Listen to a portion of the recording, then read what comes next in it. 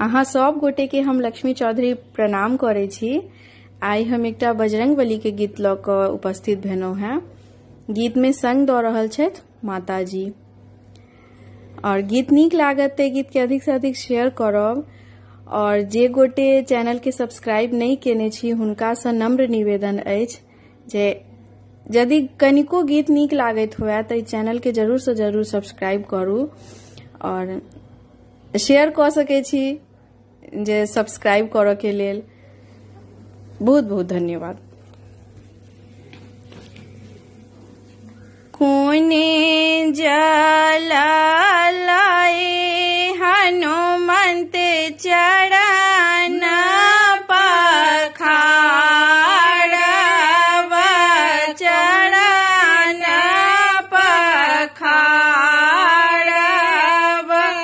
किए देव तोहारो आसन